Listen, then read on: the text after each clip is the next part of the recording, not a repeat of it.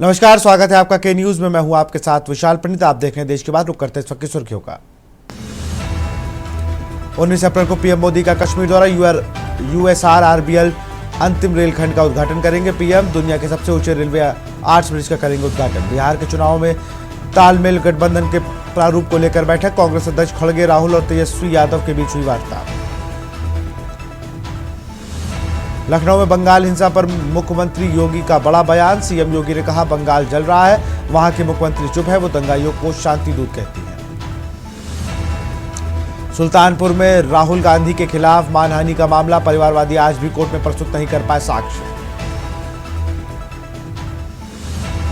जम्मू कश्मीर के पुंछ में एनकाउंटर जारी, एक जवान घायल। 4 दिन पहले किश्तवाड़ में जैश के 3 आतंकी मारे थे, जब सामान में पाकिस्तानी एड्रेस मिला।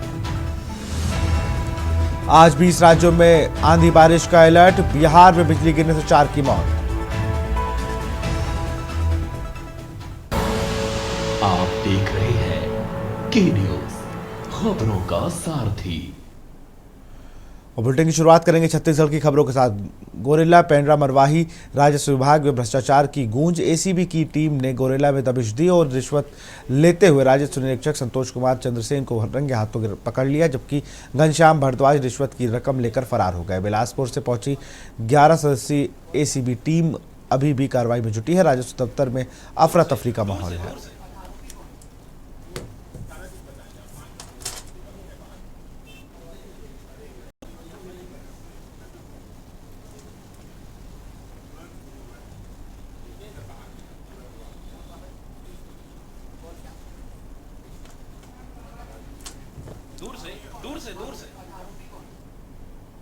छत्तीसगढ़ से बड़ी खबर है, जहां भ्रष्टाचार के खिलाफ एंटी करप्शन ब्यूरो ने बड़ी कार्रवाई की है। राजस्व विभाग के 2 निरीक्षकों पर एक किसान से 50,000 रुपए की रिश्वत लेने का आरोप लगा है।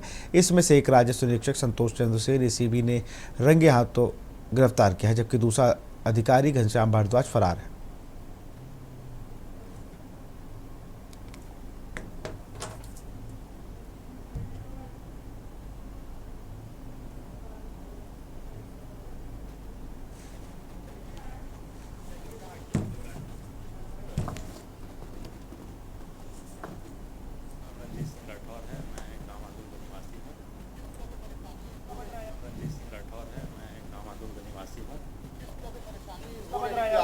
सर, बैंकों क्या सीमांकन और बटांकन का कागज़ लगाया हुआ था और ये लोग मेरे को 2 महीने से घुमा रहे थे कंटिन्यू, और मेरे से पैसे का डिमांड मांग रहे थे कि आप जब तक पैसा नहीं देंगे तो हम आपका सीमांकन नहीं करेंगे। 50,000 रुपये का। कितनी जमीन का सीमांकन? 1 एकड़ 81 डिसमिल जमीन का सीमांकन कराने का। ये ग्राम आंदुल में है सर। ये घनश्याम भारद्वाज और संतोष चंद्रसेन दोनों RI। से हमारी टीम आई है। हमारे वरिष्ठ अधिकारी अजितेश सिंह सर हमारे संस्था अध्यक्ष हैं। ठीक है, हमारे यहाँ एक शिकायत आई थी। रंजीत कुमार राठौर है, रंजीत सिंह राठौर, ग्राम आंदू का वो निवासी है। उसका पैतृक जमीन है, शिव कुमार राठौर के नाम से, उसके पिताजी के नाम से ज़मीन थी, जिसका सीमांकन के लिए उसने आवेदन किया था यहाँ पे गौरेला के तहसीलदार कार्यालय में। ठीक है, उसके बाद उसके सीमांकन करने के लिए RI के द्वारा यहाँ के 50,000 रुपये की डिमांड है। ठीक है, घनश्याम भारद्वाज के द्वारा ये मांग की गई थी। छत्तीसगढ़ बंग समाज कल्याण समिति के नवनिर्वाचित अध्यक्ष, उपाध्यक्षों एवं पदाधिकारियों का भव्य शपथ ग्रहण समारोह आज संपन्न हो गया है। ये कार्यक्रम अंबिकापुर के भगवानपुर स्थित समिति के प्रधान कार्यालय से संपन्न हुआ है। इस अवसर पर समाज की बड़ी संख्या में लोगों की उपस्थिति रही, जिनसे कार्यक्रम को एक गरिमामय रूप प्रदान हुआ।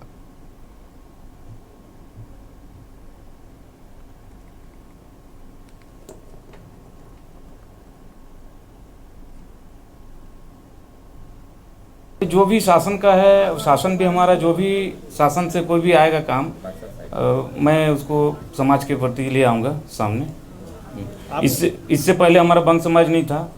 1998 से हमारा वो है पंजीयन है, लेकिन अब पिछले कार्यकाल में हमारा बंग समाज भी बन गया, अधूरा है। और शासन से भी प्रयास करूँगा जितना भी ला पाऊँ, सहयोग में ला के कोशिश करूँगा लाना। आप भी पहल करेंगे? आप नहीं, जहाँ तक मुख्यमंत्री के पास हम लोग अभी प्लान बना रहे, मुख्यमंत्री के पास भी जाऊँगा। जितना भी बनेगा मैं समाज के लिए काम करूंगा।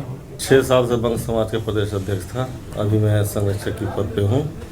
अब मैं तो कामना करता हूं कभी जो नवनिर्वाचित अध्यक्ष बने हैं ये वंश समाज के जो कुछ मूलभूत जो कारण थे और जो मूलभूत असुविधा जो समाज में जो है, जो जैसे किसान प्रधान हमारा समाज है और इस कृषक प्रधान समाज में जो है ना कुछ जो हम लोग करते हैं एक्चुअल में कैश क्रॉप करते हैं। कैश क्रॉप में जैसे सब्जी है, मक्का है, चना है, बेसिकली सब्जी का ही हम लोग खेती करते हैं और ये बहुत बड़ा जुआ है। समाज का भाषा, सांस्कृतिक, कला एवं साहित्यिक एवं सब और शिक्षा, जाति, इसको लेकर हम कार्य करने का पूरा प्रयास करेंगे और उस पर कार्य करेंगे और हमारे समाज को शिक्षा से आगे करेंगे, बच्चे लोग को आगे करेंगे, पढ़ाई लिखाई में हर क्षेत्र में हम वंश समाज के लोग काम करेंगे। भिवानी में राज्यसभा सांसद किरण चौधरी ने पत्रकारों के साथ वार्ता की। इस दौरान राज्यसभा सांसद किरण चौधरी ने कहा कि प्रधानमंत्री नरेंद्र मोदी द्वारा हिसार में हवाई अड्डे के अनावरण से हरियाणा प्रदेश में नागरिक उड्डयन क्षेत्र में अभूतपूर्व विकास होगा। इस हवाई अड्डे के बनने से हरियाणा अंतर्राष्ट्रीय स्तर पर देश व दुनिया से जुड़ेगा।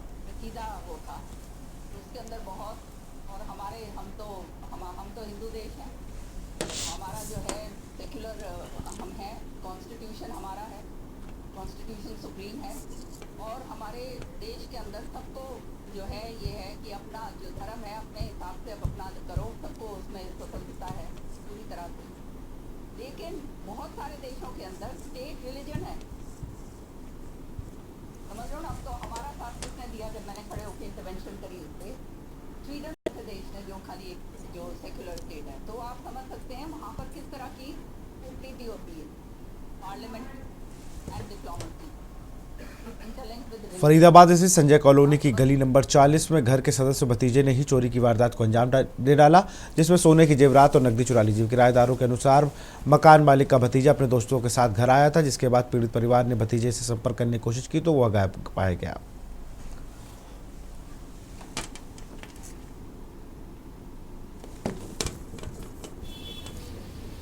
हमको जी किराएदार ने बताया कि ताला टूटे पड़े हैं जी आपके, तो हमको सुबह 10 बजे पता चला है। जो कि किराएदार हमारे घर में रहते थे, उन्होंने कॉल करी कि हमारे पास कि आपके ताले टूट रहे हैं और आपके अंदर कमरे का भी ताला टूटा हुआ है, ऐसे ऐसे जल्दी आ जाओ यहाँ पे। हम जब यहाँ पर आए हमको ताले टूटे मिले हैं, हमारे गहने वगैरह जो कैश रखा था वो कुछ नहीं है जी अलमारी में सब। कहाँ थे आप जिस टाइम चोरी हुई थी? हम गाँव गए हुए थे जी 2 दिन से। तो क्या देखा आपने, कितने की चोरी हुई है, क्या पता चला? 1.5 लाख रुपए कैश रखा हुआ था जी, 4 से 5 तोले कम से कम चीज़ थी जी उसमें। ये बता रहे हैं हम बाहर जा रहे थे कुछ दिन से, हम 2-3 दिन से अपने घर गांव में। पीछे से रात में इनका लड़का किसी और लड़के के साथ आया और इनका लड़का साथ है, वही चोरी की। परिवार के बंदे नहीं चोरी? इन्हीं का लड़का, इनका लड़का। शिकायत दी है आज देखने में क्या लग रहा है आपका? अभी ताले तोड़ रखे है, इसका अलमारी तोड़ रखी है, जा रहे हैं अपनी चौकी में कंप्लेंट देने। फरीदाबाद के बसंतपुर क्षेत्र में गौवंश के साथ क्रूरता का मामला सामने आया है। दरअसल फरीदाबाद के बसंतपुर क्षेत्र में सोमवार की देर रात एक गौवंश पर अज्ञात शरारती तत्वों द्वारा धारदार वस्तु से गौवंश को घायल करने की सूचना वनवासी रक्षा परिवार फाउंडेशन के सदस्य पंकज जैन के स्थानीय निवासी ने जैसे ही दी, वहां पर अपनी टीम के साथ मौके पर पहुंचे और पुलिस को भी मौके पर बुलाया, जिसके बाद घायल गौवंश को इलाज के लिए एम्बुलेंस बुलाया गया और उसे इलाज के लिए भेज दिया गया। तो भैया एक क्रूरता ने ना जो सीमा होती है ना वो पूरी पार कर रखी है। क्या बताएं समाज किस दिशा में जा रहा है, कहां लोगों की नींद खो रही है और क्या सोचना चाह रहे हैं। अभी मात्र 6 महीने पहले ही अभी लोकसभा इलेक्शन के चुनाव बीते थे, तुरंत बाद ही 17 गाय कटी मिली। FIR नंबर 531 2024 का पिछले साल का। आज फिर देख लो आपके सामने कितनी क्रूरता है।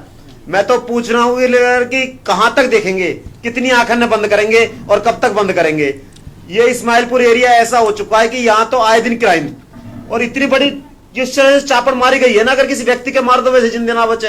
ये तो देखो माँ है जो झेल रही है।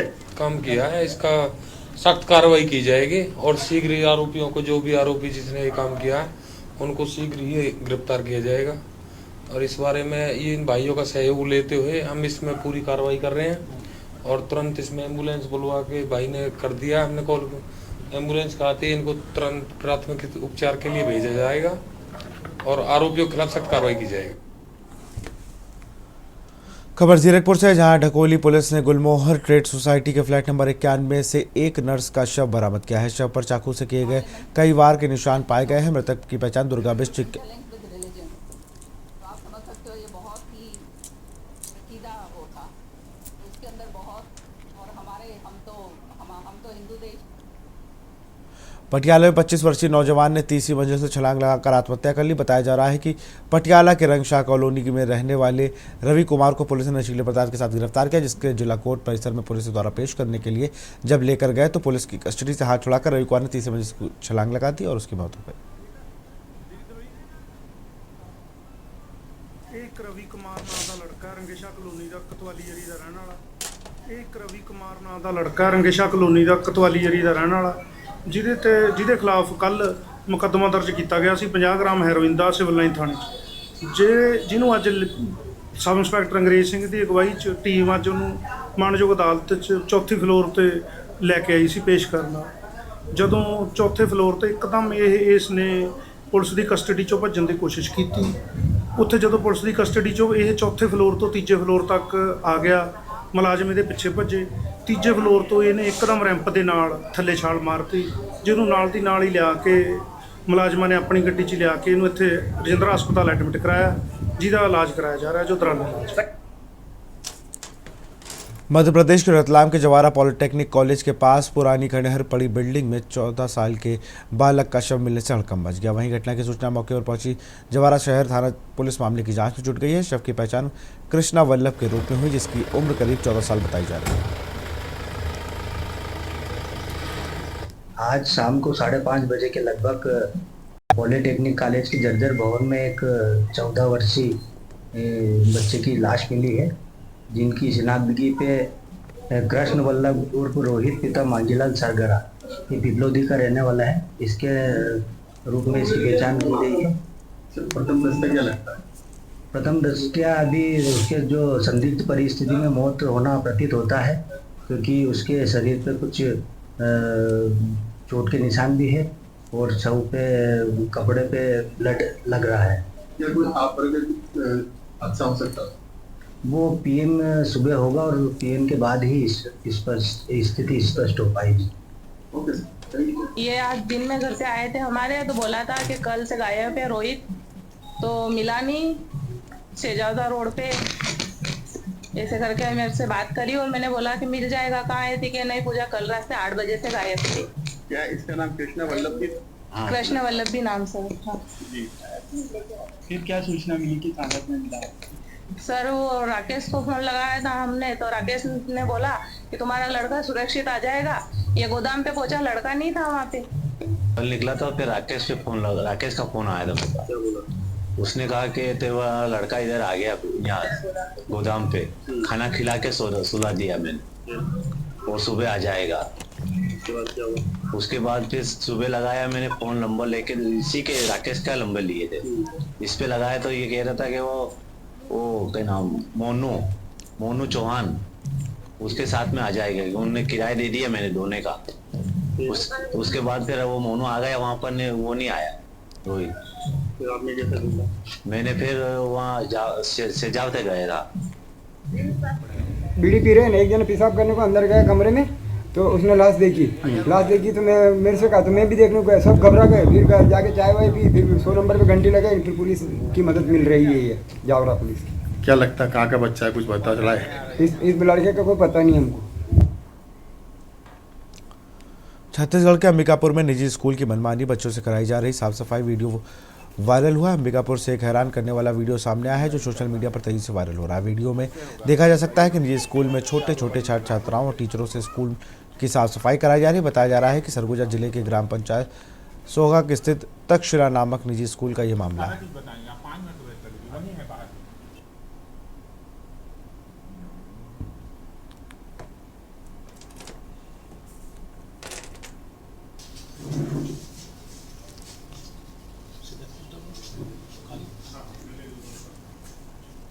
शिकायत कर तो भी थोड़ा सा जी जी जी जी हो गया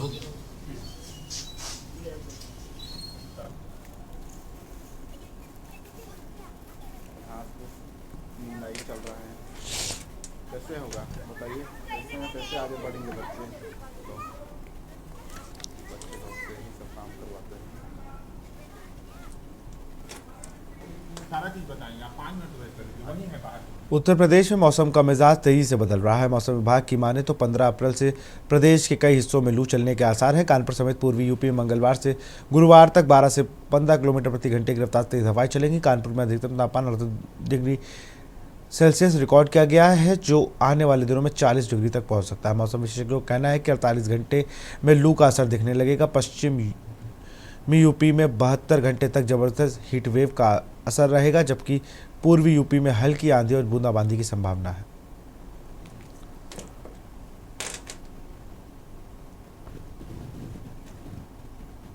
देखिए, जिस तरह से मौसम विज्ञान विभाग का पूर्वानुमान है कि अभी इस सप्ताहांत तक तापमान 40 के आसपास कानपुर में पहुंचने के संभावना है, लेकिन राजस्थान में 45 और 46 तक तापमान पहुंच रहे हैं। इसी के साथ गुजरात में, महाराष्ट्र में भी तापमान बढ़ रहे हैं, लेकिन कानपुर में अभी ये इस सप्ताह के अंत तक 40 के आसपास पहुंच सकते हैं और गर्मी बरकरार रहेगी, क्योंकि इस समय भी बंगाल की खाड़ी से आर्द्रता लेके हवाएं लगातार 8-9 किलोमीटर की स्पीड से पूरे उत्तर भारत में अपना असर दिखा रही हैं।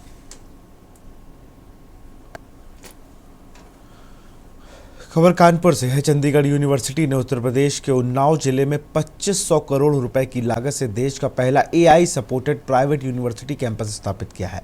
यह जानकारी यूनिवर्सिटी के चांसलर सलाहकार डॉक्टर मनोज जोशी ने कानपुर में आयोजित प्रेस कॉन्फ्रेंस में दी। उन्होंने बताया कि यूनिवर्सिटी को यूपी सरकार और UGC से मंजूरी मिल चुकी है। यहाँ engineering, health, business, legal studies जैसे क्षेत्रों में 49 ग्रेजुएट और पोस्ट ग्रेजुएट कोर्स उपलब्ध होंगे। यूनिवर्सिटी ने 23 ग्लोबल कंपनियों के साथ MOU साइन किया है, जिससे छात्रों को आर्टिफिशियल इंटेलिजेंस, डेटा साइंस और साइबर सिक्योरिटी जैसे उभरते क्षेत्रों में प्रशिक्षण मिलेगा। डॉक्टर जोशी ने बताया कि 2025-26 सत्र में यूनिवर्सिटी 40 करोड़ रुपए की स्कॉलरशिप देगी। साथ ही रिसर्च को बढ़ावा देने के लिए 3 करोड़ रुपए की CV रमन स्कॉलरशिप भी दी जाएगी। प्रवेश के लिए CUCET एंट्रेंस टेस्ट आयोजित किया जाएगा।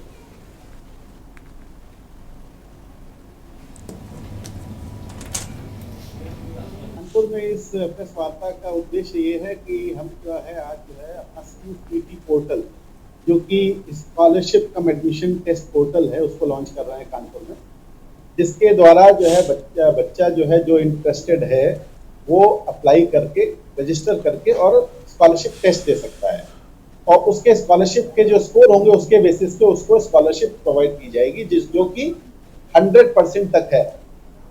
सबसे महत्वपूर्ण बात यहाँ पे ये है कि ये जो परसेंटेज है ये ट्यूशन पे नहीं, टोटल फीस पे है। चंडीगढ़ यूनिवर्सिटी, आप सभी का स्वागत करता हूँ। आज हम लोग CUCET that is Chandigarh university common entrance test का जो है लॉन्च है। चंडीगढ़ यूनिवर्सिटी उत्तर प्रदेश एक फ्यूचरिस्टिक कैंपस है, क्योंकि आने वाले समय में जो इंडस्ट्री में नेक्स्ट 20 ईयर्स में क्या होने वाला है, जैसे IoT है, आर्टिफिशियल इंटेलिजेंस है, ब्लॉकचेन है, दुनिया भर की जो नए आ रहे हैं कार्यक्रम, हम लोग ने AI को अपने साथ इंटीग्रेट कर लिया है और अपने इस यूनिवर्सिटी में हर एक कोर्स में, हर एक प्रोग्राम में उसको जो है हमने इंटीग्रेट कर लिया है, ताकि स्टूडेंट जो है नेक्स्ट 20 ईयर्स में जो भी एकेडमिक और इंडस्ट्री के रिक्वायरमेंट्स है उसको एड्रेस करता आ रहा है।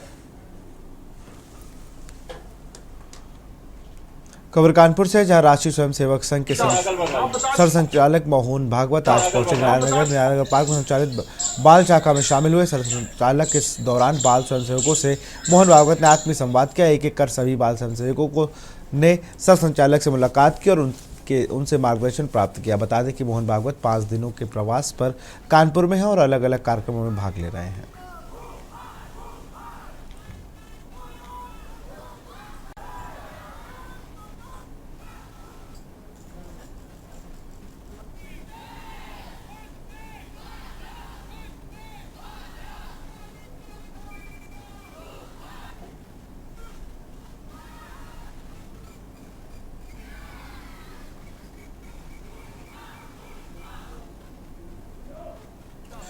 कानपुर में एक बार फिर प्रधानमंत्री नरेंद्र मोदी का दौरा संभावित है। 24 अप्रैल को PM मोदी कानपुर आ सकते हैं, जहां वो बनकर तैयार मेट्रो नेटवर्क का उद्घाटन कर सकते हैं। सूत्रों के मुताबिक प्रधानमंत्री खुद मेट्रो की सवारी भी कर सकते हैं। इसके साथ ही चंद्रशेखर कृषि विश्वविद्यालय ग्राउंड में एक बड़ी जनसभा की भी तैयारी की जा रही है। यूपी की करीब 250 विकास परियोजनाओं का लोकार्पण और शिलान्यास इस दौरान हो सकता है। पीएम मोदी के दौरे से पहले 16 या 17 अप्रैल को मुख्यमंत्री योगी आदित्यनाथ खुद शहर आकर तैयारियों की समीक्षा कर सकते हैं।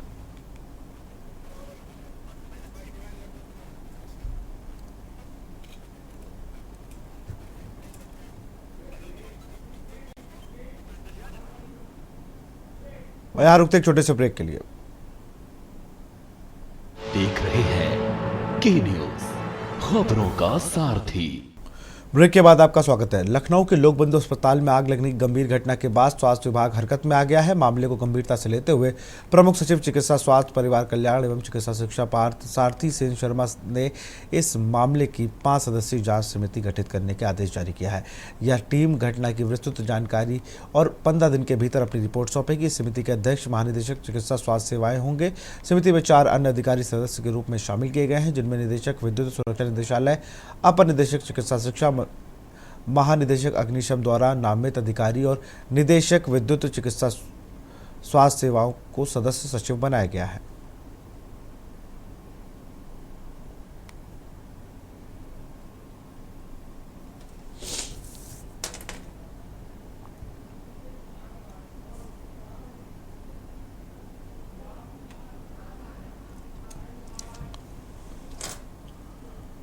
उत्तर प्रदेश सरकार ने सोमवार रात एक बड़ा प्रशासनिक फेरबदल करते हुए 16 आईएएस अधिकारियों का तबादला कर दिया। इस तबादले में अयोध्या, कन्नौज, इटावा, बदायूं और अमेठी जैसे प्रमुख जिलों के जिलाधिकारी बदले गए हैं। Nikhil Tikaram Phunde DM Ayodhya, Sanjay Kumar Chauhan DM Amethi, Ashutosh Mohan Agnihotri DM Kannauj, Subhrant Kumar Shukla DM Etawah, Avinash Kumar Rai DM Budaun, Chandra Mohan Garg DM Chandauli.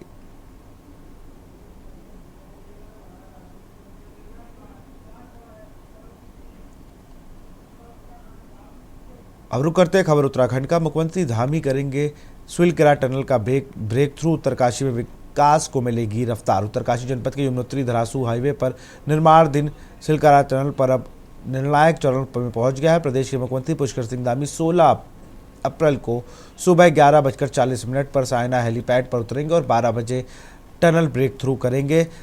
4.531 kilometre लंबी यह 2 लेन 2 दिशा वाली सुरंग यमुनोत्री और पोल गांव को जोड़ेगी, जिससे लगभग 25 किलोमीटर की दूरी कम हो जाएगी। ब्रेक थ्रू के बाद मुख्यमंत्री टनल का निरीक्षण करेंगे और वहां पर निर्मित बाबा बौकनाथ मंदिर में प्राण प्रतिष्ठा कार्यक्रम में भी हिस्सा लेंगे।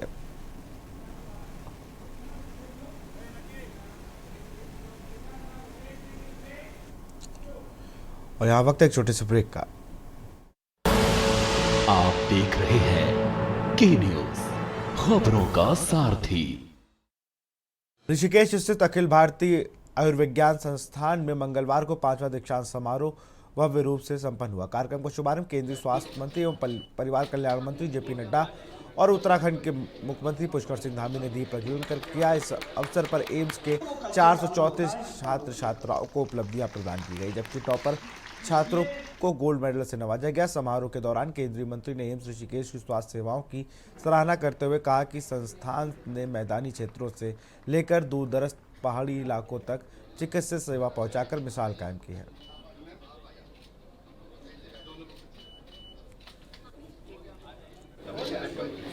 रोबोटिक सर्जरी तक यहाँ पर हो रही है। आयुष का विभाग भी आज शुरुआत कर दिया है। हर तरफ चारों तरफ हेली सेवा भारत की पहली बार यहाँ से प्रारंभ हो रही है, हो चुकी है। माननीय प्रधानमंत्री जी ने हेली सेवा के लिए एक हेलीकॉप्टर भी हमको दे दिया है। हम आभारी हैं माननीय प्रधानमंत्री। हल्द्वानी नगर निगम ने मानसून सीजन आने से पहले शहर के सभी नालियों की सफाई का अभियान शुरू कर दिया है। इसकी शुरुआत कालाडूंगी चौराहे से की गई। हर बार मानसून सीजन में बरसात की वजह से शहर में जलभराव हो जाता है, जिसकी वजह से शहर की सभी नालियां हैं जो गंदगी से बंद हो जाती है। इस बार सभी नालियों की सफाई का विशेष अभियान चलाया गया है।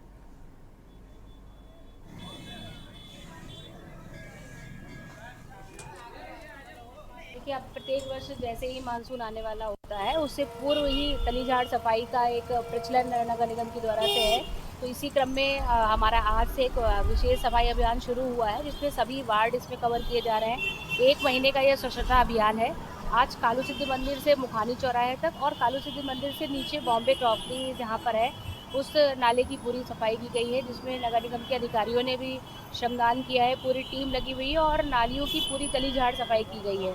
उद्देश्य एक ही है कि शहर को स्वच्छ रखा जाए और मैं आप सभी के माध्यम से लोगों से अपील भी करना चाहूँगी कि आज जब नालियों की सफाई की गई तो उसमें लोगों के कपड़े, ग्लास, पॉलीथीन सारा सामान नालियों से ही निकल रहा था। तो मैं अपील करना चाहूँगी कि ये शहर हम सबका है, आपका है, इसको स्वच्छ बनाने में हमारा साथ दें। हल्द्वानी में राज्य आंदोलनकारी और पूर्व दर्जा राज्य मंत्री हरीश पनेरू ने ओखल कांडा से आए ग्रामीणों के साथ एक दिवसीय का धरना प्रदर्शन किया। इस दौरान उन्होंने प्रशासन पर धोखाधड़ी का आरोप लगाया। हरीश पनेरू ने कहा कि पिछले साल मार्च के महीने में ओखल कांडा ब्लॉक के पतलोट में सड़क हादसे में 7 लोगों की मौत हुई, जिसमें स्थानीय विधायक और राम सिंह केड़ा प्रशासन ने मृतकों के परिजनों को 4-4 लाख रुपए दिए।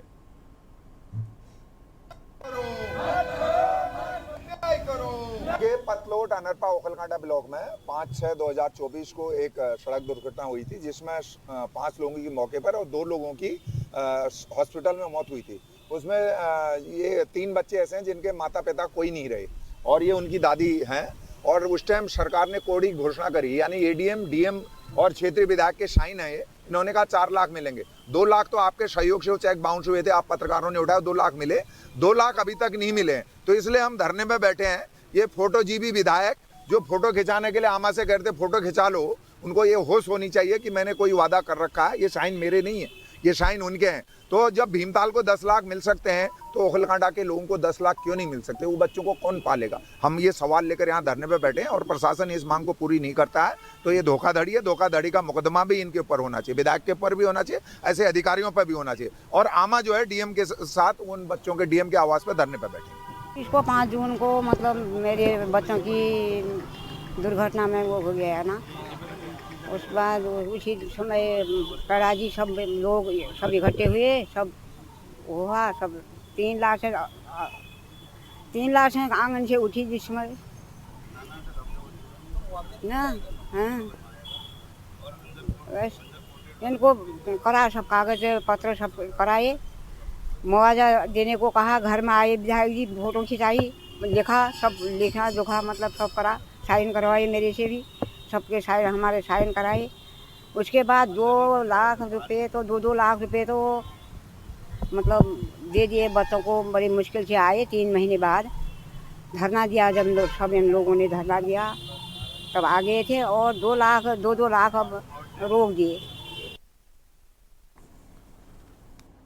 जनपद उधम सिंह नगर के सीमांत क्षेत्र खटीमा में 3 दिवसीय पासपोर्ट सेवा प्रदान की जा रही है। 15 से 17 अप्रैल 2025 खटीमा उधम सिंह नगर में आयोजित किए जाने वाले कैंप में इस कार्यालय का 7वां प्रयास होगा। पासपोर्ट मोबाइल सेवा द्वारा पासपोर्ट आवेदकों को यह सुविधा सरकार द्वारा मुहैया करवाकर लोगों को सहूलियत देने का कार्य किया जाएगा। आपकी सरकार आपके द्वार, जैसा कि इससे ही आप समझ रहे हैं कि हमारी सरकार जहाँ तक हो सकती है प्रयास कर रही है कि लोगों को सुविधाएं प्रोवाइड कराई जाए। पासपोर्ट के लिए लोग पहले बहुत परेशान होते थे और दूर दराज के लोग जो है जाने में हिच करते थे और जा भी नहीं पाते थे, उनका नंबर नहीं आ पाता था। लेकिन आज हमारी सरकार के द्वारा आप देख रहे हैं कि आपको घर बैठे ये सुविधा उपलब्ध हो रही है। आज आपके खटीमा में 3 दिन का ये कैंप यहाँ लगाया जा रहा है, जिसमें खटीमा की सभी जनता से मैं अपील भी करूंगी कि वो ज़्यादा से ज़्यादा यहाँ ऑनलाइन अपनी अप्लाई करें और पासपोर्ट की सुविधा को यहाँ आप आकर के लें। उत्तराखंड राज्य में हमारे पास एक बड़ा सेंटर है जिसको हम PSK बोलते हैं, वो देहरादून में है। इसके अलावा 6 हमारे और सेंटर हैं जो छोटे सेंटर्स हैं, जिनकी कैपेसिटी बहुत कम होती है। वो अल्मोड़ा, नैनीताल, रूपसर, रुड़की, श्रीनगर और काठगोदाम में है। पर ऐसा माना जाता था कि इतने सब प्रयासों के बावजूद भी ऐसे आवेदक बच जाते थे जिनको कि इन सेंटर्स पे जाने में असुविधा होती थी। तो इस कॉन्सेप्ट में मोबाइल वैन बिल्कुल फिट बैठती है। इसमें हम क्या करते हैं कि मोबाइल वैन को असेसमेंट के बेसिस पे जहाँ आवेदक हमें पर्याप्त संख्या में मिल जाएं ले जाते हैं और वहीं उनका बायोमेट्रिक्स कैप्चर करके डॉक्यूमेंट वेरीफाई करके अपने ऑफिस वापस ले जाते हैं। लक्सर तहसील मुख्यालय में आयोजित तहसील दिवस कार्यक्रम में उप जिलाधिकारी सौरभ असवाल ने मुख्य अतिथि के रूप में शिरकत की। कार्यक्रम के दौरान कुल 26 शिकायतें प्राप्त हुई, जिनमें भूमि पैमाइश, जल संस्थान, बिजली और चकबंदी विभाग से जुड़ी समस्याओं को प्रमुख रही।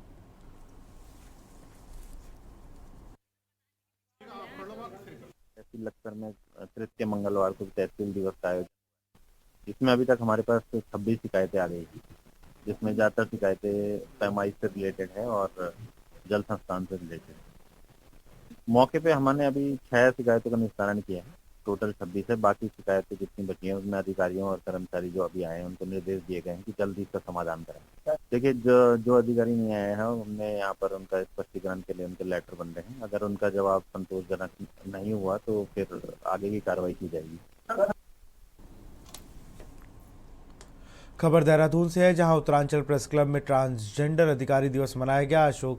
आयोजक संस्था होप ह्यूमन वेलफेयर सोसाइटी के अध्यक्ष अदिति शर्मा ने बताया कि थर्ड जेंडर का दर्जा मिलने के बाद से विभिन्न लाभ मिल रहे हैं। उन्होंने सरकार आरक्षण का लाभ दिलाने की मांग की, क्योंकि ट्रांसजेंडर को स्वावलंबी बनाकर सम्मानजनक जीवन के अवसर प्राप्त होने चाहिए। इसी से ट्रांसजेंडर दर्जा दिया जाना सार्थक साबित होगा।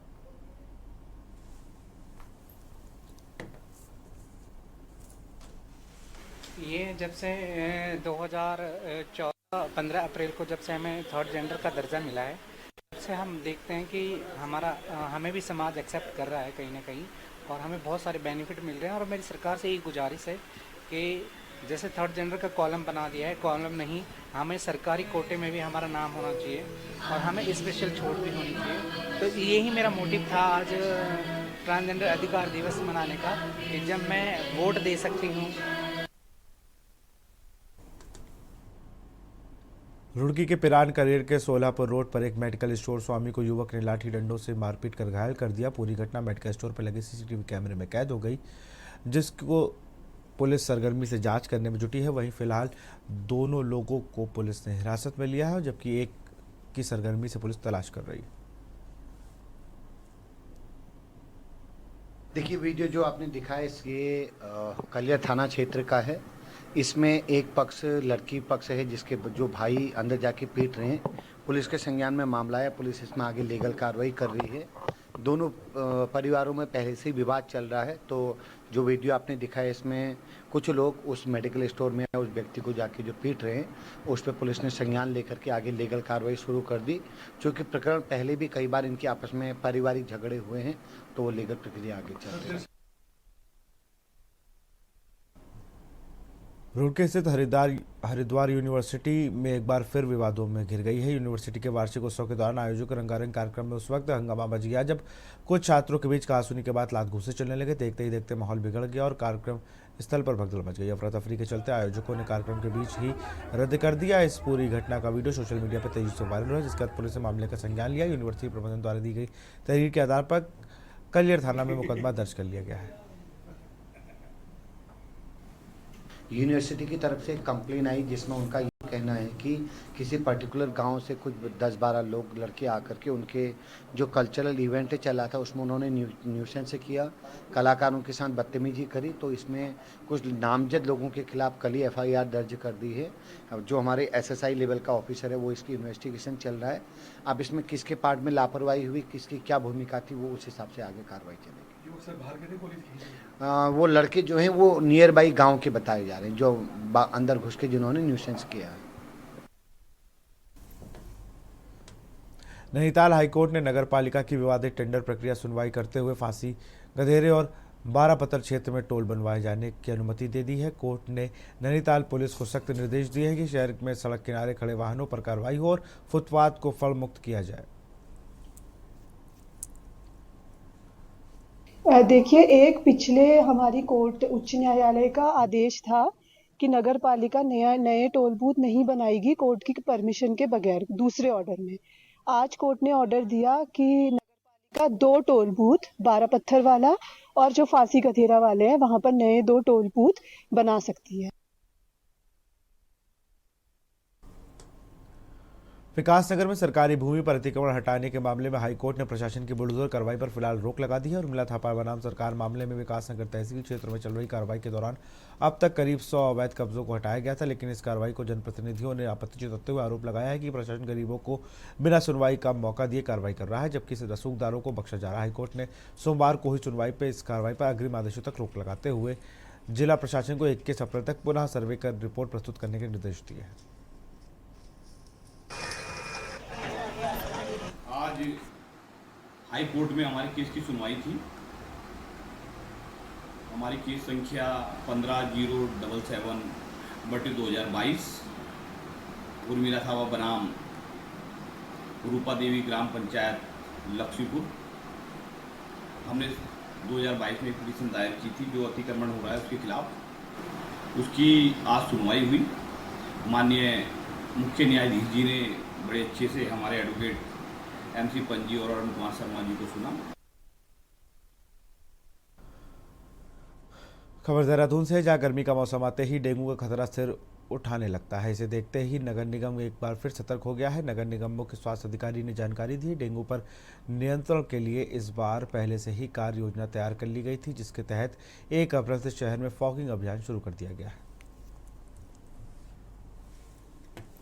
थाना पथरी के धनपुरा क्षेत्र में 14/4 के सुबह एक गोदाम में, शटरिंग के एक गोदाम में एक ब्लास्ट की सूचना पुलिस को प्राप्त हुई थी। ये उक्त जो गोदाम है शौकीन पुत्र मुर्तजा का है, जिसमें शटरिंग की सामग्री के साथ साथ पेंट और उसके भी डब्बे रखे थे।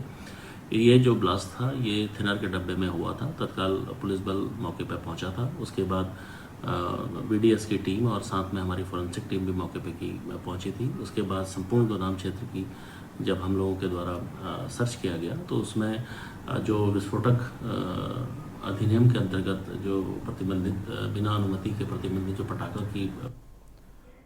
और यहाँ रुकते एक छोटे से ब्रेक के लिए। आप देख रहे हैं के न्यूज़, खबरों का सारथी। ब्रेक के बाद आपका स्वागत है। हरिद्वार जनपद के पथरी थाना क्षेत्र अंतर्गत ग्राम धनपुरा में सोमवार दोपहर एक शटरिंग गोदाम में जोरदार विस्फोट से क्षेत्र में अफरा तफरी मच गई। धमाके में 2 लोग गंभीर रूप से घायल हो गए, जिन्हें इलाज के लिए अस्पताल में भर्ती कराया गया। SSP के निर्देश पर मौके पर पहुंची पुलिस, FSL और BDS टीम ने जांच में पाया कि गोदाम में थिनर और पेट्रोल के डिब्बे कबाड़ी को बेचे जा रहे थे, जिनमें एक डिब्बा फोड़ते समय विस्फोट हो गया। और जाँच में चौंकाने वाला खुलासा हुआ है कि गोदाम में अवैध आतिशबाजी बनने का सामान भी मौजूद था।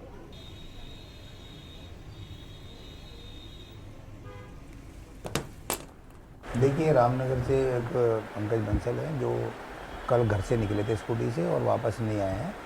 उनकी पत्नी द्वारा थाना पे मुकदमा पंजीकृत कराया गया है। उनमें कुछ लोगों पर वो शक भी जता रही है कि उनसे लेन देन का विवाद था, उन लोगों ने हो सकता है उसे गायब कर दिया हो।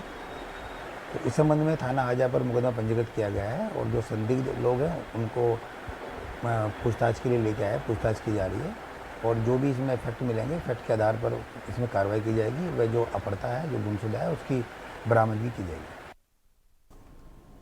खबर रामनगर से है, जहां पंजाबी कॉलोनी निवासी महिला ने घर से 10 लाख रुपए लेकर निकले पेशे से व्यापारी और स्कूल प्रबंधक पति के अपहरण की आशंका जताते हुए 3 लोगों पर शक जताया है। महिला की तहरीर पर कोतवाली क्षेत्र पुलिस ने रिपोर्ट दर्ज कर मामले की जांच शुरू कर दी है। आज माननीय उच्च न्यायालय ने पुनः देहरादून शहर की जो विभिन्न नदियां हैं, खासकर रिस्पना और बिंदाल, और जो इसमें गाड़ गदेरे, नाले, खाले जो है सीजनल स्ट्रीम्स का काम करते हैं, जिसमें पानी बरसातों में जो है वो इन नदियों में आता है, उस विषय पर सुनवाई करी।